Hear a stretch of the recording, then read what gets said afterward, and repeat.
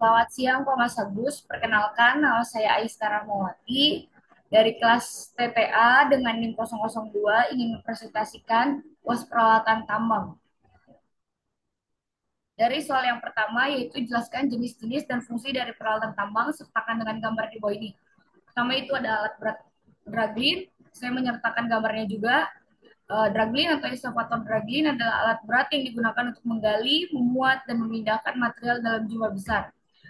Ragin juga digunakan dalam pertambangan terbuka untuk menggali, memuat, dan memindahkan material seperti pasir, kerikil, tanah, batu bara, atau biji logam.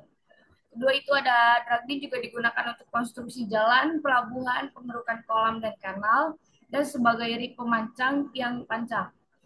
Ketiga itu ada ragin yang besar dapat mencapai berat 13.500 ton dan merupakan salah satu mesin darat bergerak terbesar yang pernah dibuat.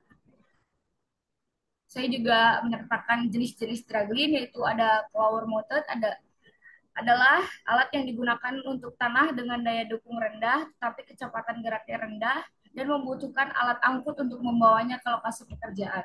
Udah itu ada truk mounted, biasanya dipasang di atas truk tetapi kurang efektif pada daya produksinya. Ketiga itu ada well mounted, kecepatan geraknya bisa mencapai 30 mph. Dan B yaitu electric shovel. Alat berat electric shovel adalah alat berat yang digunakan untuk menggali atau memindahkan material dan berbasis listrik, bukan bahan bakar fosil. Saya juga menyertakan gambarnya. Jenis-jenis electric shovel. Yang pertama ada hydraulic main shovels, adalah alat berat yang digunakan untuk memuat lapisan tanah atas dan biji besi tambang ke truk angkut. Yang kedua ada power shovel, adalah alat berat yang efektif mengangkat dan memindahkan material berat seperti batu-batuan, tanah, serta bahan tambang. Yang kedua itu, soal nomor 2 yaitu jelaskan siklus operasi dan komponen dari peralatan tambang, sertakan dengan gambar di bawah ini. Pertama ada bucket well excavator atau BWE, adalah siklus operasi dari alat berat BWE melibatkan serangkaian langkah untuk menggali material, memindahkannya, dan meletakkannya ke area yang diinginkan secara umum. Siklus operasinya melibatkan beberapa tahap. Tahap-tahapnya yaitu ada penggalian, bucket well yang berputar akan menggali material seperti tanah atau batu bara. Bucket well berfungsi untuk menggenggam dan mengangkut material dari lapisan tanah yang digali. Yang kedua itu ada pengangkutan, material yang digali kemudian dimuat ke dalam bucket atau ember yang ada pada bucket well. Yang ketiga itu ada pembuangan, material yang telah dipindahkan melalui sistem konveyor akan dikeluarkan di area yang telah ditentukan.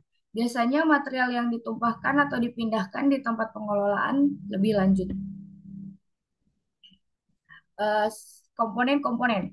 Bucket yang pertama ada bucket well, bagian utama dari eksavator yang berfungsi untuk menggali material. Yang kedua ada conveyor system, digunakan untuk mengangkut material yang telah diambil oleh bucket well menuju ke tempat pembuangan atau pemrosesan lebih lanjut. Yang ketiga ada clower atau roda berjalan, digunakan untuk memberikan stabilitas dan pengurangan BWE bergerak di atas tanah. Yang keempat itu ada superstructure, merupakan struktur utama yang menyatukan komponen BWE termasuk bucket well, conveyor, dan bagian lainnya. Yang kelima itu ada crawler truck. Crawler trucks adalah roda yang besar membantu BWE bergerak di medan yang tidak rata atau berat. Yang terakhir itu ada rotary drive. Rotary drive berfungsi untuk menggerakkan bucket well, memungkinkan bucket well berputar untuk menggali material.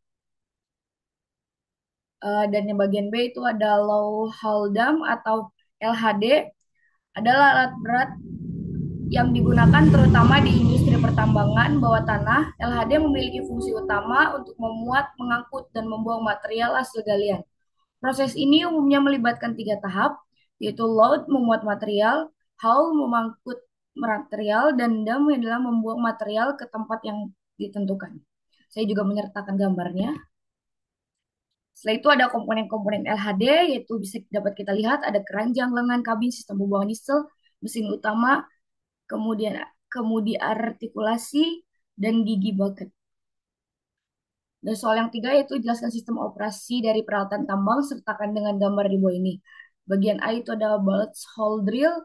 Bulge hole drill adalah alat berat yang digunakan di industri pertambangan untuk membuat lubang ledakan di tanah atau batuan. Lubang-lubang ini biasanya digunakan untuk meledakkan material yang keras dapat diproses lebih lanjut. Mesin ini memiliki bor besar yang dapat dimahat atau mengebor ke dalam permukaan tanah atau batuan keras dengan kedalaman dan diameter tertentu tergantung pada kebutuhan pertambangan. Saya juga menyertakan gambarnya. Yang B yaitu ban berjalan atau belt conveyor adalah alat yang digunakan untuk mengangkut material secara kontinu dan satu tempat ke tempat lain dengan menggunakan sabuk belt yang bergerak. Alat ini banyak digunakan di berbagai industri termasuk pertambangan, manufaktur, pengolahan makanan, dan logistik. Saya juga menyertakan gambarnya. Sistem operasi dari belt conveyor adalah ada motor penggerak atau drive motor. Motor penggerak adalah komponen utama yang memberikan tenaga untuk menggerakkan sabuk. Motor ini biasanya berupa motor listrik yang disambungkan ke sistem penggerak dengan menggunakan sistem gear atau blur. Kecepatan motor ini dapat diatur dengan menggunakan kecepatan menggerak sabuk conveyor. Kedua ada pulley. Pulley adalah roda bergerak digunakan untuk menggulung belt dalam memberikan arah gerakan. Biasanya terdapat dua pulley yang pada sistem belt conveyor. Yang pertama itu ada head pulley dan tail pulley. Dan soal yang terakhir yaitu jelaskan fungsi dan komponen peralatan tambang di bawah bawah tanah, yaitu ada rough bolters. Fungsi-fungsi dari rough bolters yaitu memperkuat atap terowongan, yaitu roof memasang baut-baut besar ke dalam lapisan batuan di atas terowongan untuk memberikan dukungan struktural yang diperlukan untuk mencegah keruntuhan atau kelongsoran batuan. Yang kedua ada meningkatkan keamanan tambang dengan memperkuat struktur atap, mengurangi risiko kecelakaan yang dapat disebabkan oleh runtuhan tanah atau batuan. Ini sangat penting di area pertambangan bawah tanah yang memiliki kondisi yang tidak stabil. Yang terakhir itu ada mencegah keruntuhan atap atau roof bolts. Biasanya dipasang dengan benar dengan menahan beban tekanan dari lapisan batuan di atas terowongan, mengurangi kemungkinan terjadinya longsor atau keruntuhan yang bisa membahayakan pekerjaan dan mengganggu operasi tambang. Jadi fungsi ini fungsi dari roof fungsi dari roof bolters itu biasanya digunakan di tambang bawah tanah. Setelah itu ada komponen-komponen utama yaitu ada bom atau lengan, kedua ada drill atau bor, ketiga ada roof bolter atau bot atap, yang keempat ada head mekanis atau sistem mendorong, yang kelima ada hydraulic system atau sistem hidrolik. Terima kasih banyak atas presentasinya. Kurang lebihnya mohon maaf. Wassalamualaikum warahmatullahi wabarakatuh. Selamat siang.